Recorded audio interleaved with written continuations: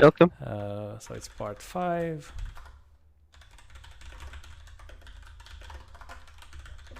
I just import prelude. So then, okay, let's say class. Let's do. So I'll use like. Okay, I'll use my semigroup here, right? Instead Okay. of okay, let's do something else. Hiding. No, we need to use a different name.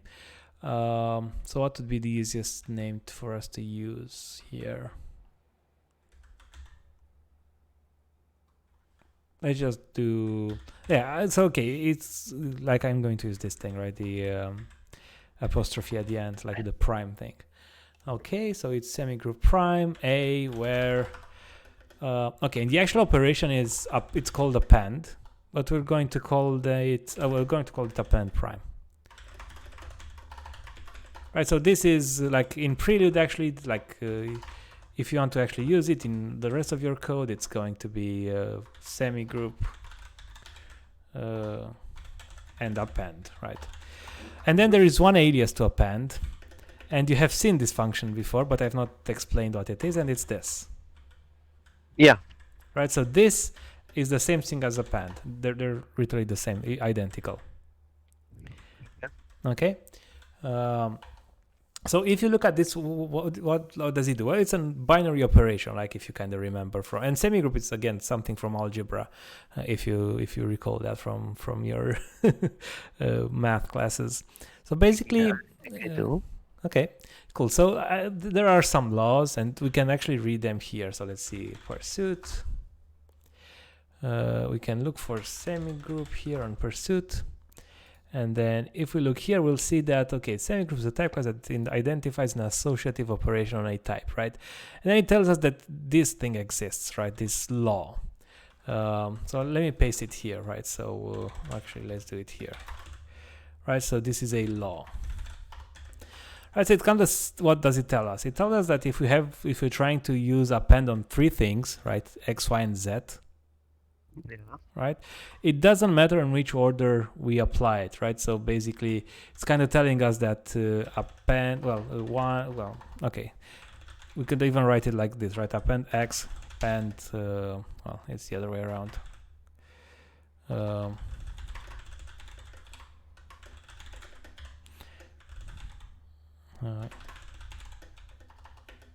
Right, which is the same thing as x and y,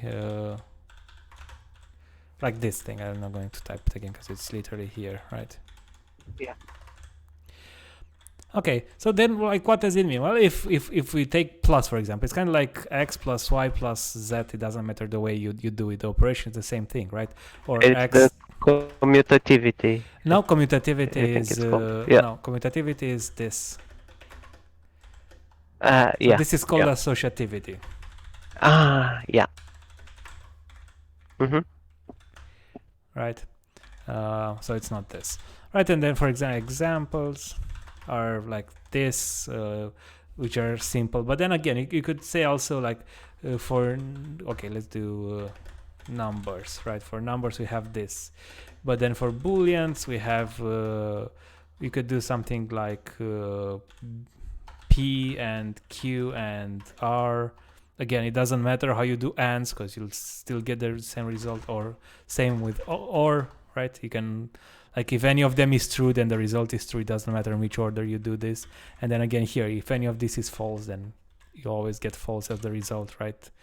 It doesn't matter. And then also, like, for example, strings, right? If you concatenate hello, world, and this, right? It doesn't matter how you do it, right? You could go like hello world and then concatenate with this to get hello world 1, or you could do it like hello and then world 1, and then you still get the same thing, right? Yep. So it doesn't really matter the order in which you compose this. Actually, let me do this right in between them, right? Yeah. Okay.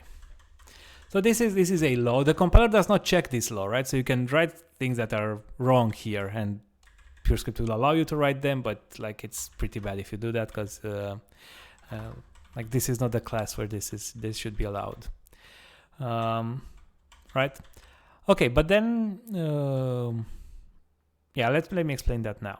So okay, we saw, and let's write again. Let me write it really fast. So we can write instance semigroup string, which is semigroup string where append s1 s2, and we'll just use the existing one from Prelude, right? We're not going to be reinventing the wheel here. Okay. Right, but like this is kind of cheating because we're using the one from Prelude, but then there's not really. I think there might be a string specific function from which does this, or maybe it's not. I'm not even sure. Maybe there isn't. Well, whatever. We don't care. There's this anyway. Right. But then okay, the question is, can we define one for ints? What do you think?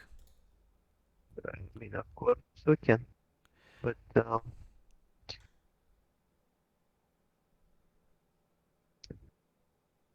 okay, do I try it myself? Sure, but like, what's the plan? So what are you going to do here, right? Because that's the only decision you have to make. So, okay, I think it's gonna be a plus, right? Or what? But well, what if I want to multiply? Because multiplication also works. Okay. Hmm.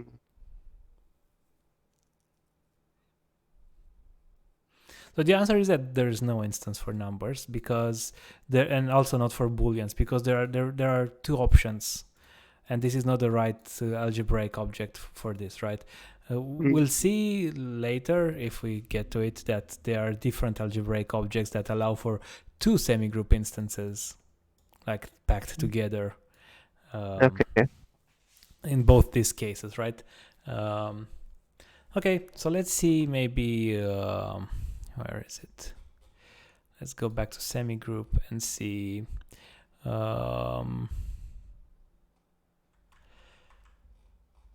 Yeah, we'll not really play with that. Well, we also saw we also saw the instances for things that we did ourselves, right? So maybe let's get the list int type here, just so we have one more example that we can play with. Oops.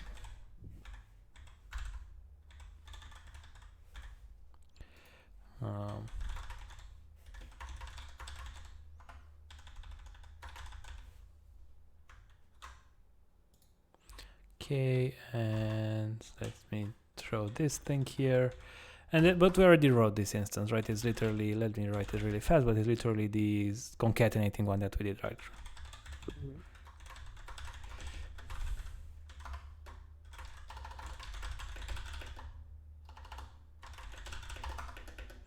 Append L1. Well, what I think we need to actually, why am I not copying it?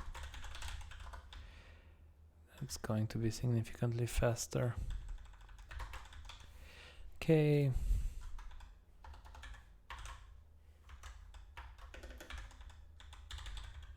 So this is append, and this is append, and then we need to replace this with append, I think, and that should be it. Yep. Okay, so we have this kind of instance now. Yeah. And basically this is kind of it, right? You don't have a lot of interesting instances for semigroup, and like there's a couple of more interesting instances. I'm not sure I want to talk about them right now, because they're like, you don't actually get to use them that often.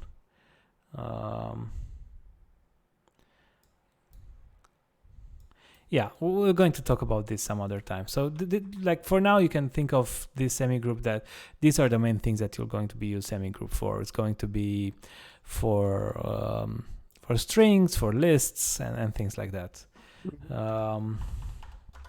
Okay, and then there's one more class that we'll go into right now. And that's probably a bit anticlimactic, but that's all there is to it for semigroup, right? You have this law, and then you can smush things together. That's it, right? Which is called Monoid. Yeah. Okay. And then, so from algebra, you might remember that every monoid is also a semigroup, right? So it's kind of a subclass. And then you have one more thing on top of semigroup in monoid, and that is an empty, right? And it's called empty, like M empty from monoid empty, right? Which is of type A, and that's it. So this is not actually a function. This is just a value, right? Okay. So when you're doing monoid instance of something, you need to do something like instance. So let's do the example for strings, right? Okay. Monoid string where, and then we can do something like empty. So what do you think this is for strings? Okay.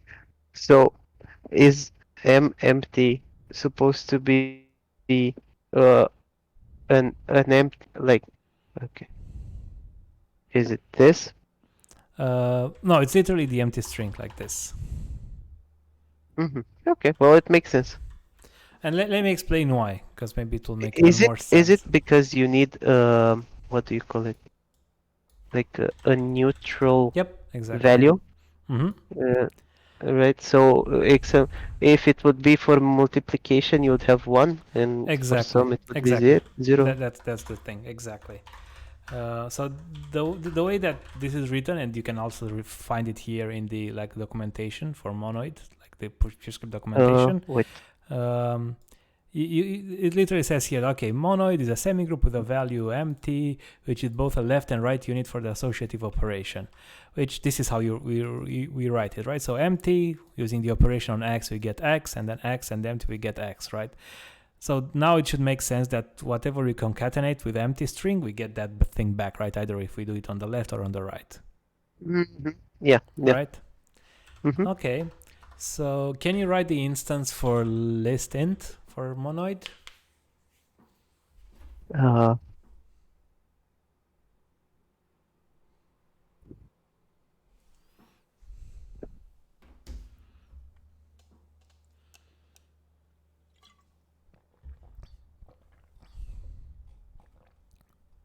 For list int, it would still be this, right?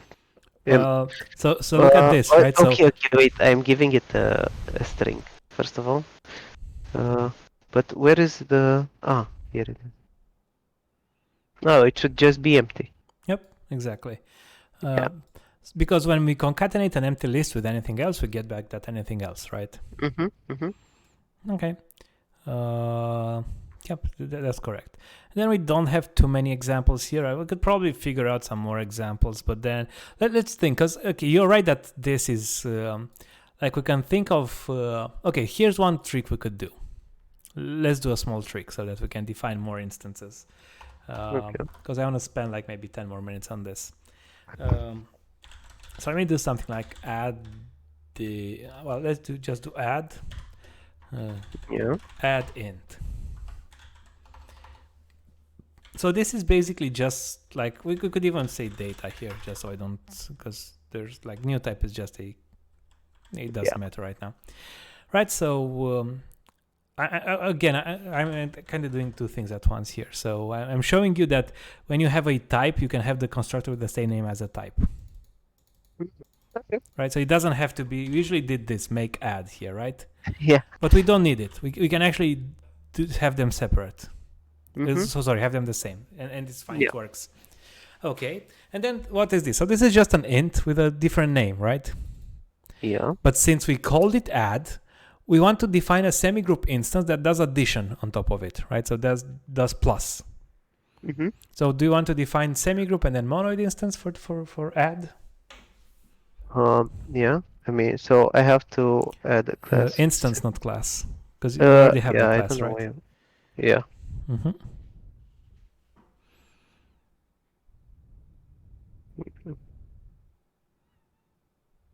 Okay. Okay, so what's the empty element for addition? Well, it's for addition, so it's 0. And now if you save, you'll notice an error. Okay. Well, I did save. Oh, okay. Okay. Could not match type int with type add. Okay. Okay, I was thinking about a different error, but this is also an error. Okay. Uh, So the thing is, the result needs to be of type add, not of type int, right? So we need to yeah, wrap this inside the add. yeah, yeah. That's so. Oh, You don't need the parentheses, but yeah. I don't need that's the yeah, correct. but I keep using them because it gives me like structure. Okay, and now you have Okay, and this is the error that you wanted. So can you understand what it says, or No type class instance was found for part semigroup add. Uh, add. so let me explain, because this is the first time you say this. So Yeah. Okay. Should I have more adds here or what? no. So the thing is, when we define monoid here, we said that in order to be able to define a monoid instance, we also need a semigroup instance, but you define monoid first.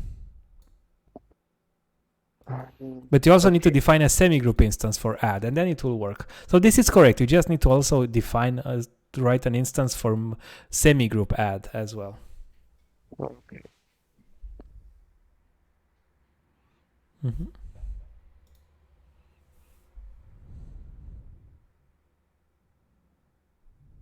No. That's all. You just need to do semigroup add, like separately, like a separate instance. And of course, you need something like here and then where, right? But that's the idea. This is the second time I do this mistake because I wanted to make. I thought we have to make the class as well. No. Yeah. Okay.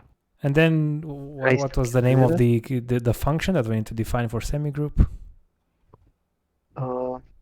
Add.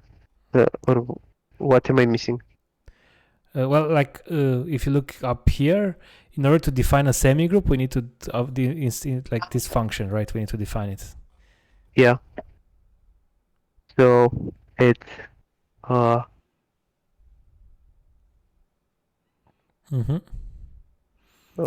don't forget the thing here. Yeah.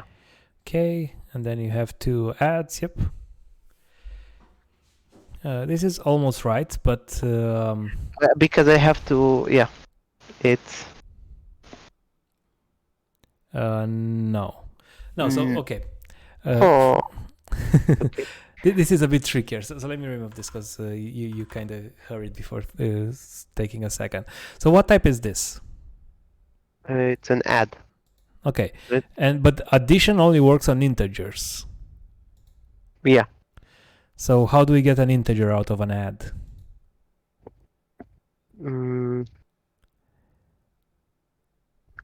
Oh, I could go for like.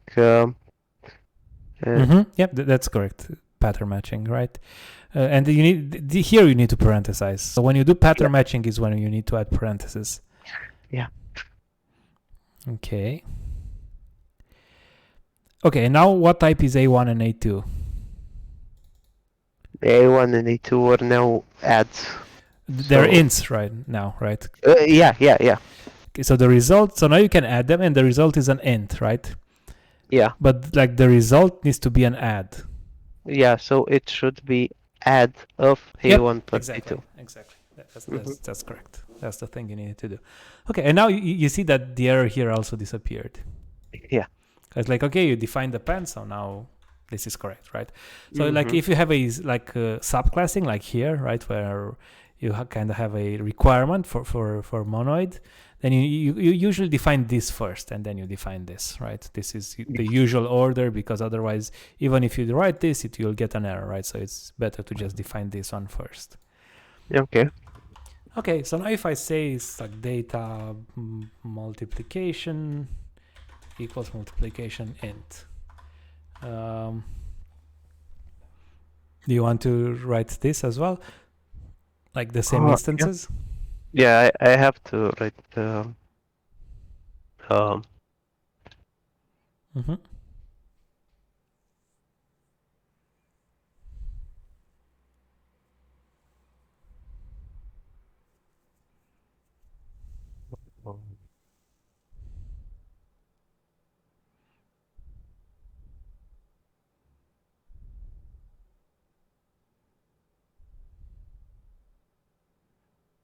Mm-hmm. That's good so far. Yep.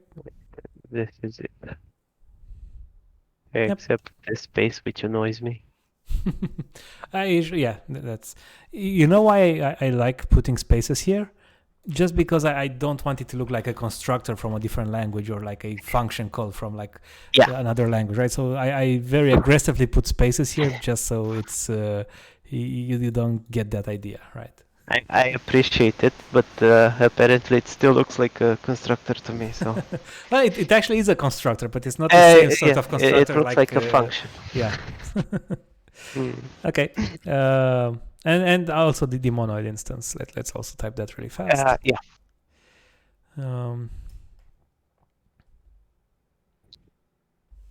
And again, be careful about spaces because Purescript will. I didn't notice. Yeah, my bad. You'll get errors. You'll get very weird errors if you're not very careful with spaces in Purescript, unfortunately. It's because okay. After I click enter, I press backspace as well. I think. I don't know what I'm doing, but it's something bad. Yep, there we go. That's correct. I think you'll like this is correct, and I think some part of the homework. Let me actually write it down now because I'll forget. So I'll write part of the homework now. One. Okay. Define a new. What am I typing? Define a new type for and write for write instance semigroup and monoid instance, and the same for or. Right, so kind of like if you look here, right, we said that example with numbers and example with booleans, right? Right, and this is and this is or, right? Yeah. So exactly how we did here with okay, here's a data and that wraps an integer, and here's a data multiply that wraps an integer. You need to write data and data or, which wraps booleans, and then define instances for them, right? And figure out, like you already know the operation, that's and or, right? You just need to figure out what's the neutral element for each, right? And we'll see if we have other things, other ideas that I have here, but this should be a good start for something that to get you warmed up. Okay. So I think that's it for semigroup and monoid for now. So I think what I want to do now is kind of explain some of the other classes that Purescript has, and they are not okay. So actually, let me find this. So let's see, because I'm not always I don't use these things very often. Okay, so one of them is semiring. Right. So semiring is a class type that supports addition and multiplication operations, right? And a let me give you this link as well. Actually, let me share it in chat as well. I'm not sure. No, so yeah, okay. For some reason, my okay, there we go. Right, so okay, there we go. Right, so a semiring has a commutative monoid, right? So it's a monoid. We have associativity, we have identity, right? Yeah. And you have the commutative, the thing that you said earlier, right? That where you could swap the order, and it's the same thing, right? And then you have another monoid, which is like you have addition, which is one monoid, and you have multiplication, which is the other monoid, right? Yeah. It also has this associativity, but it has like you see that the identity for this monoid is called 0, and the identity for this one is called 1, right? So they are different identities, of course, right? Because if you used 0 for multiplication, you'd get it's always 0, right? Okay, and then you have this distributivity law, right? Where if you do A multiplied by B plus C, you get A times B plus A times C, right? Like basic algebra, right? And then it works from both sides, right? Left and right. And then you have annihilation, which says that if you take the empty element from the addition monoid, right? and then you use the other operation, the multiplication operation, then you get 0, right? It annihilates the operation, right? It kills it, you always get 0, whatever you do, right? And then there are this kind of, so what, these are the members, right? So let's try to implement, to write this ourselves, right? This class. Right, so let's say class semiring, and then we'll do this because otherwise we'll overlap with that other thing. And then let me copy this here, and then let's add like this thing go everywhere. And of course we need an A here. Yeah. Okay, cool. So now we can define instances for ints, right? For example, so instance semiring int, right? So do you want to try writing the instances yourself? Yeah. So first of all, I have to go for first it has to go for append, right? No, you just not need to define these add. ones, right? Yeah, Yeah, add. yeah. My bad. So it's You can write the types, but you don't have to if you like. If it helps you, write them out for sure. yeah, I will. Okay. Okay. And do I just go to the other one? Do I go to You 0? have to also implement it. Okay. No,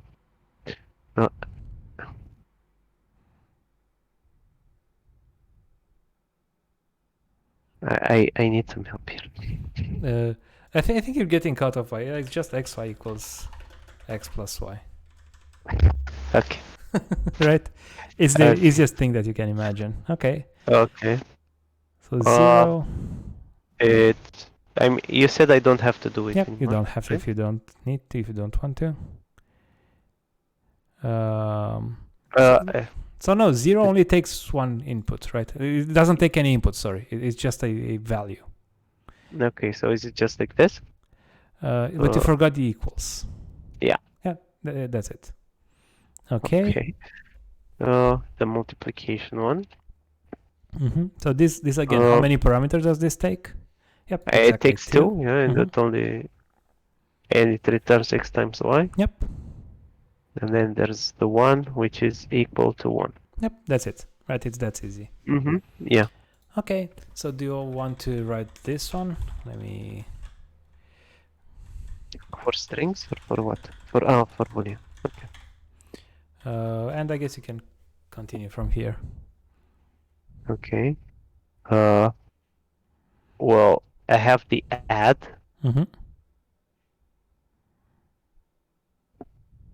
Oh, that's a bit. Actually, no, because it's like this. I think that can work as well. Yeah, well, let's try it. Okay. Well, I do get an error now. No, the error is that you have not implemented the other ones. 0 mul and 1. Yeah. Yeah. So, Okay. Okay. So what's 0? I'm thinking is it's true, right? Because it doesn't change the. It doesn't. It's a neutral operation for add, right? That's the reason. Correct. Yeah. The multiplication one. Okay.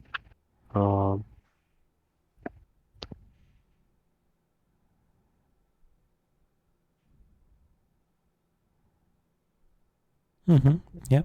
Okay. And the 1 is equal to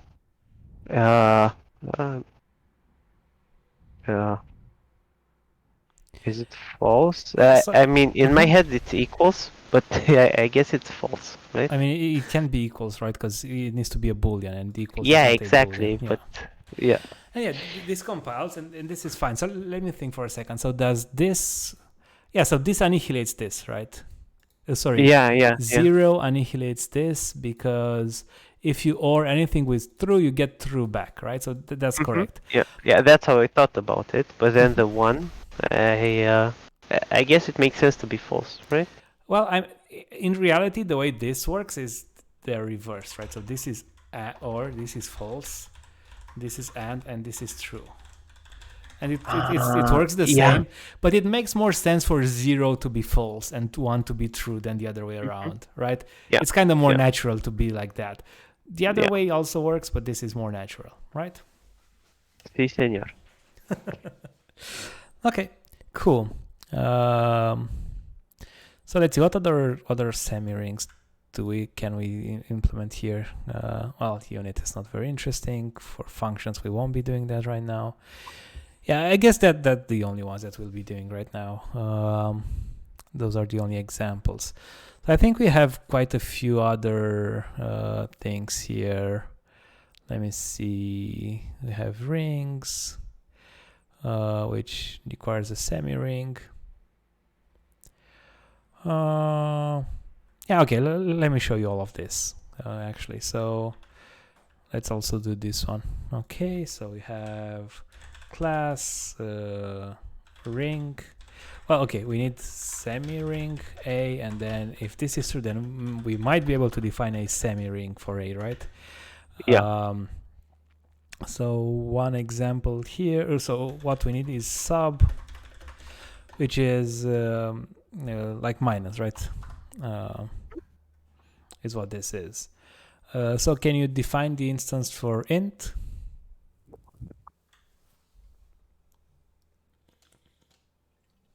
Yeah. You're defining the ring, not semi-ring instance. Okay, so it's like Yeah, that was what I meant. Yep. Yeah. Okay. That's correct so far. Okay. And all I need is sub, which is int. Yep. And it means x, y. Yep, exactly. Right. And like these are pretty easy, but I just want you to know what they are and where they are. Because for example, minus, this is how minus is defined, right? If you hover over minus here with your mouse, you'll see something like minus is for all A, ring A, then A to A to A, right? Which is this, right? But it doesn't have this kind of apostrophe, right? Prime. Yes. It's kind of the same thing, right? And of course, like Purescript defines, where is it? Purescript defines like nice operators, right? So add is plus, multiply is multiplication, and then sub is minus, and so on, right? Of course. So you can have nice syntax. Okay. So let's see. Then after ring, I think it's, what is it? Division ring? I don't even know. Yeah, it's division ring. But yeah, I don't think we'll go this far, because this already, like, if you need it, you'll find them, I guess. Euclidean ring is what if it's a commutative ring, and commutative also adds, okay, this over it, and then what's commutative? Does it give us anything more, like any interesting operations? Commutative multiplication, no. I'm trying to see if there's other like very interesting operations that we could be using for numbers, but I don't think so.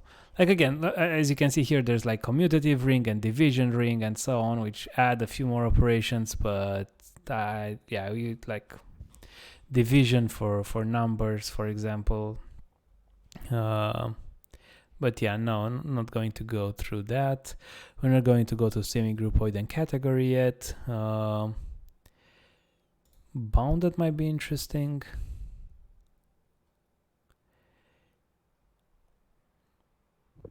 Yeah, I think bounded is interesting, yeah. Okay, let me show you bounded, because that's actually a pretty interesting class to be looking at. Okay, so we need something called ORD. If you remember, ORD is kind of the same thing as the compare that we declared, right? So you can compare two things and see if they're bigger or smaller or whatever, or equal, right? And then, so this is kind of like our compare, and then bounded is a new thing, right? And then bounded has this thing which is called top. and bottom. Yeah. Right, and like this is like the biggest. So what does this mean? It means that the type A has a biggest value and the smallest value. Right. So for example, and I'll write this out for you.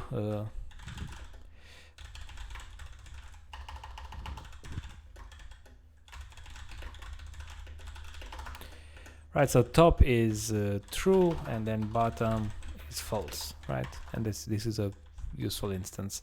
There's also one for ints, because ints are like the biggest one is 2 to the power of 31 minus 1, and the smallest one is minus 2 to the power of 31, right? For 32-bit integers and so on, right? So like if you have, but for example, let me see, because I think, where did we define? So I think it's lesson 2, or is it lesson 3? No, it's lesson 2. So maybe let's just try this. So if you remember from lesson 2, we had this type, right? Yeah. And then for this, we're not going to define them now, because maybe this will be homework. Yeah, this will probably be homework.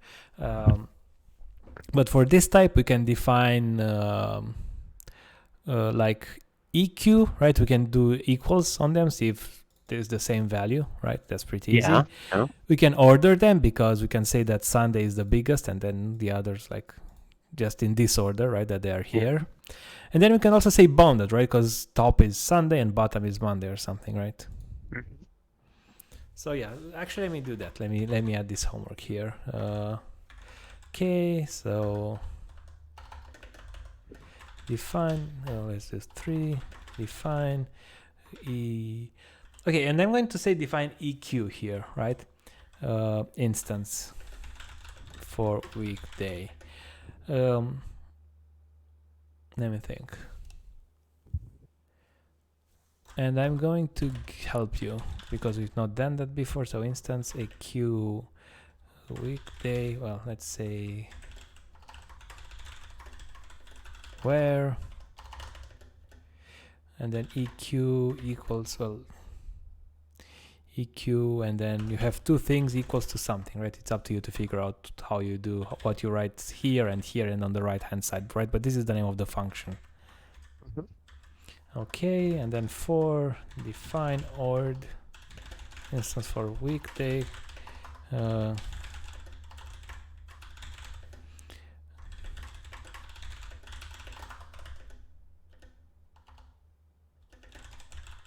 you have to compare 2 things and need to return, and I don't even know by heart, I need to remember this. It's okay, LT, well, compare equals this, and then okay, let me write it here actually. Okay, the possible values to return are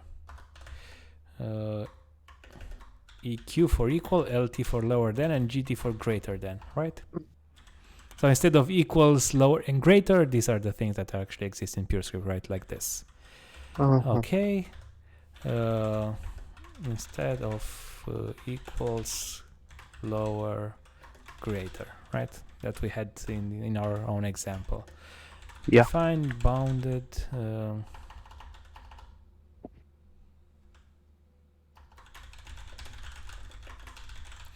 And I'm not going to give you more information here, because you see it here, right? So it's the same as this. So you already have all you need. Okay, cool. So that's bounded. Let me see if there's any other interesting instances. Because other than that, we have one more class that we need to look at. Yeah, I think that's it.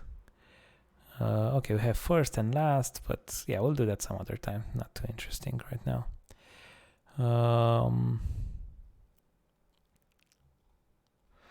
Okay, so let's look at heyting algebras.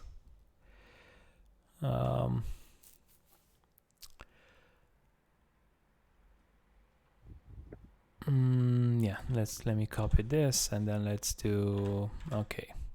So in Purescript, we have this class called heyting algebra A, and then it has this sort of functions here. It's quite a few of them, right? Yeah.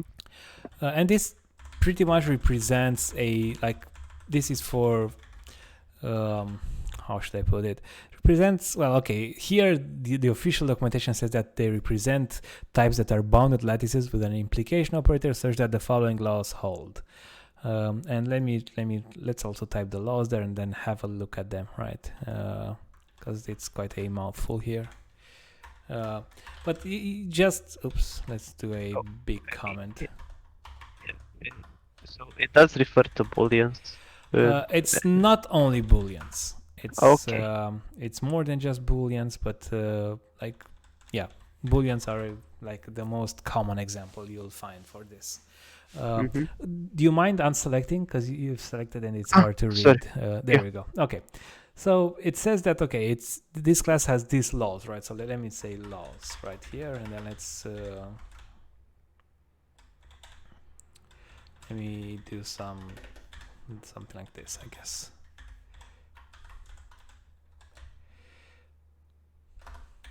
Okay. So okay, associativity, we already kind of saw what this is, right? It's easy to understand. We already actually defined instances for semigroup or at least you have homework to do that, right? So we kind of know that this associativity law holds. Commutativity, we also know this, right? Because for these operators, we know that they're commutative, so that's fine, right? Yeah.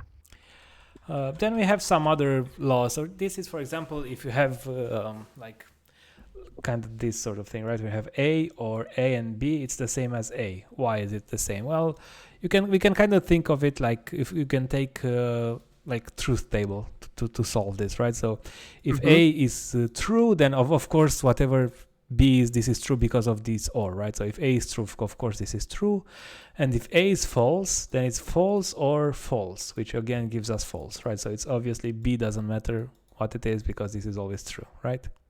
Yeah. I mean, this is always true, that A is equals like A or whatever, right? And same here, right? If this is false, then it doesn't matter what this is, right? Because the result will always be false. And then if this is true, right? Yeah. Then we have true and true or whatever. So this is also true. So you get true and true, which is true, right? So again, this is always correct as well. Idempotency is if you have A or A, you always get A back, and A and A, you always get A back, right? If you kind of throw the same, like true or true is always true, true, false or false is always false, and so on. And then we have the identities, right? The FF means false, FF is false, and TT is true, right? So like false is the identity element for or, and true is for and, right? And then we have some laws about implication. Again, not going to go through this. If you can look at this and maybe ask me, have questions, but these are like basic logic principles, right? So A implies A, because if A is true, then true implies true is true, and then false implies anything, so this is also true, right? If A is false. And then again, like if A is true, for example, here, then we have true and true implies B, right? So the result here is what? Well, if A is true, then we have true and true implies something else, right? And then here is true and something else, right? So let's say A is true and B is false, right? So true implies false. We have which this is false, and then true and false is false, right? If A is false, then obviously everything is false because of this, so it doesn't matter what B is. And then if A is true and B is true, then we have true and true implies true, which is the same as true and true. Yeah. Right. But these are a bit more. It's a bit longer, right? A bit more complicated. Yeah. So again, like these are like implication-based things. Not going to go through them. And we have this complement rule, which says that not A is the same as A implies false. Right, because if A is false, then this gives us true, right? Yeah. But then false implies anything, so this is also true, right? So the result is true. And then if A is true, then this is false, and then true implies false is also false, right? So this also works out if you do the truth table. And then we have this, right? And then I guess the easy thing is we can just create an instance for it, right?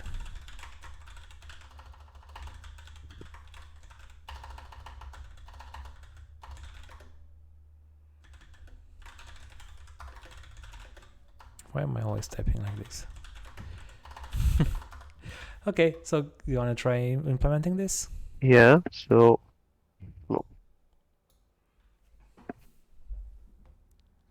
uh,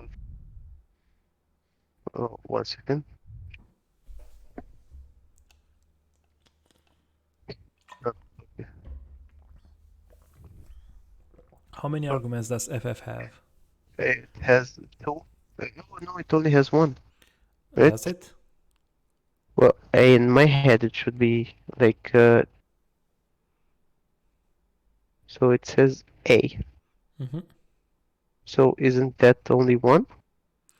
That's not an argument, that's just a result. Yeah, so it should have 2 then. Why? But No, it's like I mean, empty, right? It's like empty or like 1 here. Look at the examples above, like scroll up and look at, where's a good example? Look at semiring here, right? It's like 0 or like 1. okay. Right? It's just a value. It's not a function. It's just a value that you need to return. So it should return false. Mm-hmm. Yeah, But you need the okay. equal sign, like FF equals. Yeah. Sorry. Mm-hmm. Okay.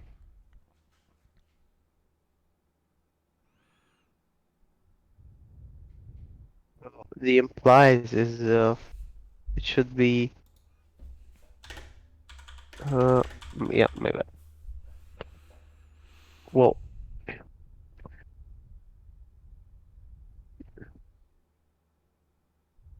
uh okay, so just tell me, is this wrong? I mean, I Yeah, should only 'cause have 1 value on the right. Right? yes. Well, implies it's a bit of a weird operator because it's not generally found in most programming languages directly, right? So implies is kind of like this, right? So if we have P and Q and then P implies Q, right? So if P is true and Q is true, then the result is true. If P is true and Q is false, then the result is false. What am I doing? False. And then if P is false and this is true, then the result is true. And then P is false and this is false, the result is true. Yeah. Right? So this is the truth table, right? This is like you have P and Q are X and Y for you, right? Yeah. Do I just go case? Because that yeah, maybe.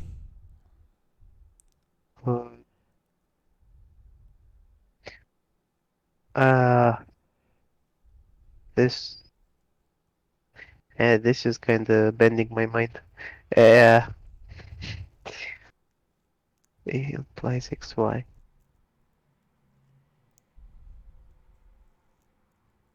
Okay, so I should just put it in what. So in case that, so I know that X implies Y, right? This should not be. Okay, so if X is true and Y is false, I mean both can be true. So I mean, the I, easiest way. Let me help you for a second there. So the easiest way is oh, sorry. sorry. The easiest way is to just do this sort of thing. Does this help? Yeah. Mm-hmm. Because Okay. like we only have one case where it's false, right? Yeah, it's the one where Y is false. So yeah, and also X has to be true. So if X is true okay, and Y is false, then false. Otherwise true. Yep, that's one way to do it.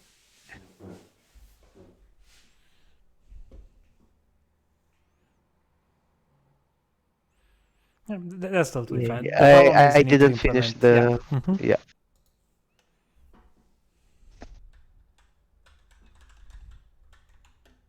So it implies, and now it is the conj. Wait, what is it?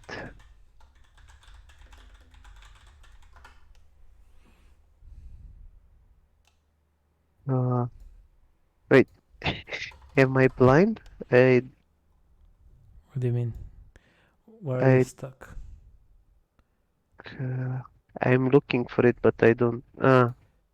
Okay.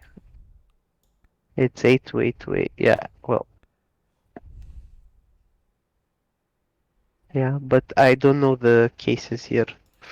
Well, do you know what I conjunction is? but I'm presuming that it's three falses and one true when they are different, right? So Yeah, but like you can literally, a conjunction is literally just and, so you can just use that if you don't want to reinvent the wheel.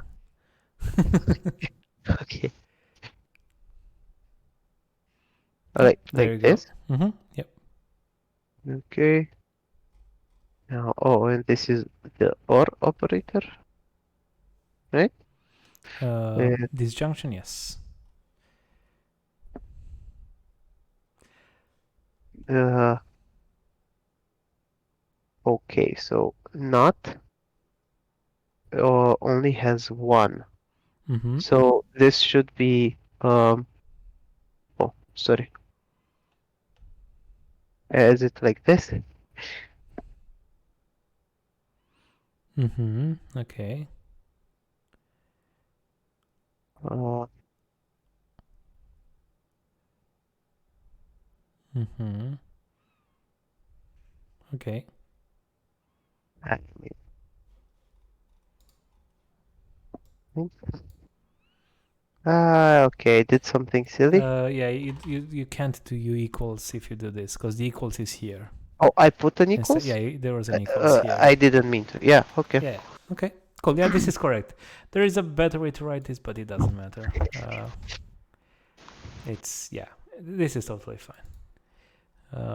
It's a like my wife would rage if she saw this and doesn't and me not changing it. So for Fix exactly it, that fix it. reason, I will not fix it. uh, she's a logician. She teaches logics at university, so this is especially left here for her. Okay.